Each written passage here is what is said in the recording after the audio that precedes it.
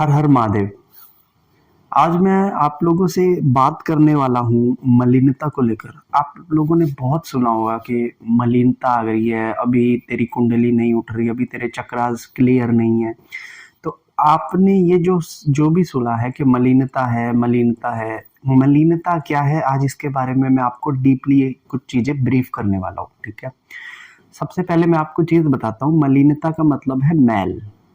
ठीक है, जैसे इस तन पर मैल है, वैसे ही हमारे मन पर और हमारी आत्मा के ऊपर भी मैल होता है। ठीक है, जब तक ये मैल हमारा नहीं हटेगा तब तक हम ईश्वर की तरंग को कैच नहीं कर सकते। सिंपल शब्दों में आपको बता रहा हूं कि जब तक हमारा मन और हमारी आत्मा ये क्लियर नहीं होंगी तब तक हम ईश्वर की तरंग को कैच नहीं कर सकते, या फिर मैं यूं कहूं कि हम ब्रह्मांड की कॉस्मिक एनर्जी को कैच नहीं कर सकते। ठीक है, अब इसको थोड़ा और गहराई से मैं ब्रीफली समझाता हूँ। ठीक है, अब मैंने बात की शरीर की मैल की, तो शरीर की जो मैल होती है इसको हम नहा धोकर या फिर और कई सारे तरीके कर कर हम अपने शरीर की मैल को साफ कर लेते हैं, हमारा शरीर जो है स्वच्छ हो जाता है। लेकिन अब क्या करें कि हमारा मन भी स्वच्छ हो जाए और हमारी आत्मा भी स्वच्छ हो जाए। देखिए, आत्मा का संबंध हमारे ओरा से है। हमारे ओरा साफ हुआ, दैट मीन्स कि हमारी आत्मा साफ हुई। और मन जो होता है, मन चलता है हमारे भावों पर, हमारे विचारों पर। तो अगर हमारे विचारों में अगर किसी तरह की कोई त्रुटि है तो वो त्रुटि निकल कर हमारे स्थूल रूप में आएगी। फॉर एग्जाम्पल, मैं मान लेता हूं कि आज कोई बच्चा टीवी पर जो भी देख रहा है, ठीक है, वो देख ही रहा है, मन में से देख ही रहा है, आंखों से देख रहा है, समझ रहा है कोई भी फिल्म को जिसमें वो चोरी कर रहे हैं। ठीक है, चोरी करती फिल्म देख के बच्चे को मजा आ रहा है। जब वो बच्चा बड़ा होगा तो वो उस चोरी को इम्प्लीमेंट करने की कोशिश करेगा। ठीक है, वो भी चोरी करने की कोशिश करेगा, क्योंकि जब वो बचपन में ये सब देखता था, इन चीजों से वो एंटरटेन करता था, उसका मन एंटरटेन होता था। अब वो बड़ा होकर वैसा करने की कोशिश करेगा। इसीलिए कहते हैं कि मोटिवेशनल मूवीज देखो, क्योंकि जब आपका मन मोटिवेट हो जाएगा तब आप खुद से काम भी मोटिवेशन वाले करने लगोगे। ठीक है, मन ने कैसे इस बॉडी को चलाया।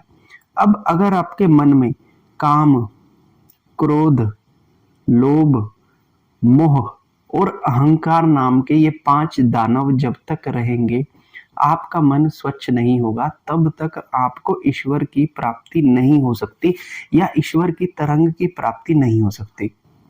ठीक है, बहुत बार मैंने देखा है कि लोग जो है जाप करते हैं, जैसे भी जाप करते हैं, तो कुछ लोगों को बहुत ज्यादा जाप करने के बाद भी उस जाप का बिल्कुल असर उनके ऊपर दिखाई नहीं देता। उनकी ऊर्जा के स्तर हमेशा गिरे रहते हैं। और कुछ लोग अगर कुछ दिनों के लिए भी एक नए जाप को कर ले तो उस जाप के अंदर भी ऊर्जा आ जाती है। अब दोनों में अंतर क्या है? पहले वाले ने बहुत ज्यादा जाप किया लेकिन उसके अंदर वो ऊर्जा नहीं आई। दूसरे वाले ने बहुत कम जाप किया और उसके अंदर बहुत अच्छी ऊर्जा आ गई। तो अब इन दोनों में डिफरेंस क्या है कि इसका मन, इसकी आत्मा इतनी मलिनता में थी कि वो बहुत थोड़ा ऊर्जा को सोख कर सके। इसका मन और इसकी आत्मा वो इतनी स्वच्छ थी कि अधिक ऊर्जा को कैच कर सकी। तो जिसने जितनी ज्यादा ऊर्जा को कैच किया उसका उतना ही लेवल अपने आप से बढ़ा। ठीक है, ये समझ आ गया अब आपको।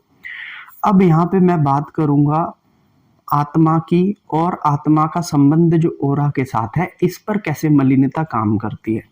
एक जब साधक किसी मंत्र को जपता है तो वो अपने चक्रास पे काम करता है, जिसकी शुरुआत मूलाधार चक्र के अनुसार होती है। सबसे पहला जो तरंग आती है, सबसे पहले जो तरंग जिस चक्र पर गिरती है वो है मूलाधार। ठीक है, जब कॉस्मिक रेज आ रही है, कोई व्यक्ति जाप में बैठा है और कॉस्मिक रेज जब आ रही है तो वो उसके सहस्त्रार से होकर, उसकी रीढ़ की हड्डी से होकर मूलाधार पे जा रही है।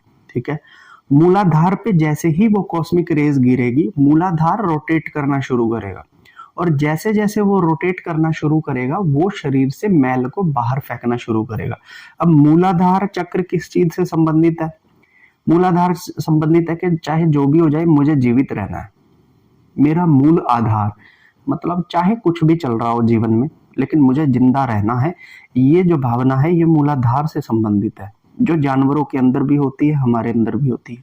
छोटी सी चींटी को भी जिंदा रहना है क्योंकि उसका भी मूलाधार है। ठीक है।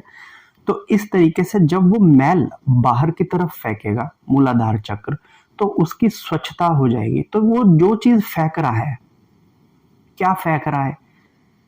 मैल को फेंक रहा है, मलिनता को फेंक रहा है। मुझे होना है तो इसका मतलब ये नहीं है कि भैया सिर्फ मुझे ही होना है, दूसरे को नहीं होना।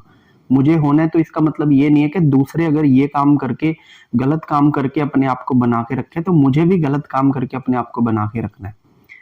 आ रही है ना मेरे विचारों में शुद्धि? और जैसे जैसे मेरे विचारों में शुद्धि आती जाएगी, जैसे जैसे मेरी जो अप्रोच है वो अपने सराउंडिंग में लोगों को लेकर जितनी ज्यादा साफ होती जाएगी, मेरे चक्र उतनी जल्दी साफ होंगे और मैं ईश्वर की तरंग को उतनी अच्छे से पकड़ लूंगा।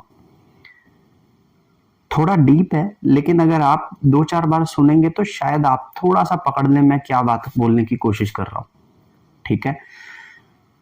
इसीलिए कहते हैं कि किसी व्यक्ति को कैसे कोई शक्ति मिलती है, अच्छी शक्ति, देवताओं वाली शक्ति, क्योंकि जब उसका मन और आत्मा दोनों शुद्ध होंगे तो वो ईश्वर की चीज को कैच कर लेगा। अब मान लीजिए फॉर एग्जाम्पल, एक एग्जाम्पल देता हूं। एक व्यक्ति है, ठीक है, जो अपने आप को क्लेम करता है कि मैं बहुत अच्छा बाबा हूं, लेकिन स्त्रियों के प्रति जैसे ही कोई अच्छी स्त्री आती है तो उसकी नजर उसी पर टिकी रहती है।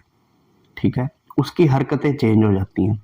अगर कोई व्यक्ति ऐसा है जो स्त्रियों को देखकर बहुत ज्यादा आकर्षित हो रहा है, उनके बारे में बहुत ज्यादा सोच विचार कर रहा है, तो समझ लो कि उसका अभी तक काम जो है वो शांत नहीं हुआ है। उसका मन उसे वो दिखा रहा है और उस चीज से एंटरटेन हो रहा है। दैट मीन्स कि उसने अभी तक अपने मन के काम भाव पे कभी काम नहीं किया, तो उसके अंदर अभी मलिनता है। ठीक है। जब आपको कोई व्यक्ति बोलता है कि अभी आप मलिन हो, अभी आपकी ऊर्जाएं नहीं उठेगी, तो इसका कारण होता है कि आपके अंदर या तो काम अधिक होगा, या क्रोध होगा, या मोह, लोभ, अहंकार, इनमें से किसी भी एक चीज की अधिकता है। और जब तक आप इस चीज को छोड़ेंगे नहीं, तब तक आपकी मलिनता हटेगी नहीं। और जब तक आपकी मलिनता हटेगी नहीं, आपके साधना का जो मुख्य लक्ष्य है ना, ईश्वर की प्राप्ति, वो आपको मिलेगा नहीं। ठीक है। क्योंकि ईश्वर की प्राप्ति में कोई बीच में ऐसा बेनिफिट नहीं है। अगर हम बेनिफिट्स देखने के चक्कर में ईश्वर की प्राप्ति करेंगे तो हमारी मलिनता कभी हटेगी नहीं। हो सकता है कि हम 2 या 4 सिद्धियों को भी पाले, लेकिन एक चीज बता दूं मैं, ये सिद्धियां कभी हमारी गति को अच्छा नहीं करती हैं। ये सिर्फ हमें लुभावनों में उलझा के ईश्वर के मार्ग से भटकाने का काम करती हैं। ये चीज आप समझ लो। हम इंसान सिद्धियों को संभालने के बिल्कुल भी लायक नहीं है।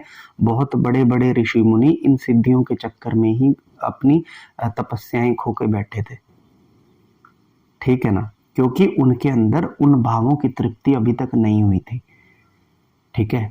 तो अगर आप एक साधक हैं, आप पूजा करते हैं, आप पाठ करते हैं, आप सारी चीजें अगर घर पर करते हैं, ठीक है, तो आपको सबसे पहले अपने मन को साफ करना है, अपनी अप्रोच को दुनिया के प्रति चेंज करना है। जो लोग सोच रहे हैं उनसे भिन्न जाकर आप सोचिए कि सोचिए क्यों किसी की हत्या हो या क्यों किसी के दबाया जाए। सबका कल्याण हो, पूरे विश्व का कल्याण हो। हमारे सनातन का नारा भी यही है ना कि विश्व का कल्याण हो, विश्व का कल्याण। वो क्यों कल्याण हो? क्योंकि कोई इंसान, हिंदू, मुसलमान, सिख या फिर एक जानवर भी, सब अपने शरीर के अंदर बैठे हैं और सेम दर्द का अनुभव करते हैं। ठीक है। तो हम भेद कर ही नहीं सकते। हम जितने भी है ना, हम जितने भी इस धरती पे जीवित है, चाहे वो जानवर है, चाहे पेड़ है, चाहे पर्वत है, चाहे इंसान है, हम सबकी आत्मा बिंदु बिंदु जैसी ही दिखती है। सब सेम है, सब सेम है। हमारा दुश्मन भी हम ही है, हमारा दोस्त भी हम ही है।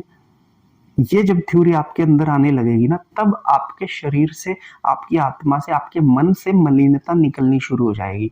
और मलिनता निकलने से क्या होगा? ईश्वर की जो तरंग आती है ना, वो आप बहुत अच्छे से पकड़ लेंगे और बहुत थोड़े से टाइम में आप एक अच्छी गति को पा लेंगे। समझ रहे हो मलिनता का मतलब?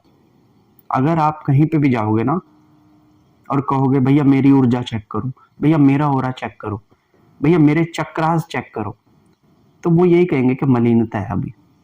तो मलिनता को कैसे हटाए? बोलेंगे जाप बढ़ा, मलिनता हटेगी पहले, हवन कर, मलिनता हटेगी पहले। क्योंकि मलिनता हटेगी तभी ईश्वर की तरंग आपकी आत्मा सोख कर पाएगी। तो ये होता है मलिनता का कॉन्सेप्ट। और मलिनता के 5 दानव काम, क्रोध, लोभ, मोह, अहंकार। अब आप देख लो आपके अंदर कौन सा दानव सबसे ज्यादा है, ठीक है ना। तो फिर आप आइडेंटिफाई कर लोगे कि मेरे अंदर मलिनता को हटाने के लिए मुझे क्या करना है।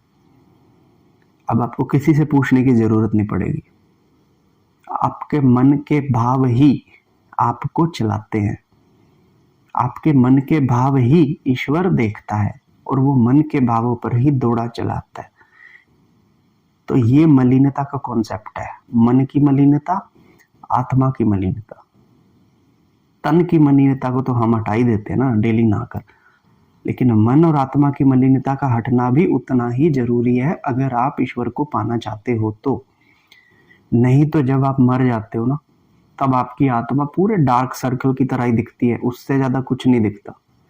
जिन लोगों को काम वासना ज्यादा होती है, उनको जब देखते हैं दिव्य दृष्टि से तो उनके काम अंग उनसे भी बड़े नजर आते हैं, क्योंकि उनके अंदर वासना इतनी है। तो आप अपने इन 5 दानवों पर काबू पाएं और अपनी मलिनता को हटाएं, जाप के थ्रू, पूजा पाठ के थ्रू, भजनों के थ्रू, व्रत के थ्रू।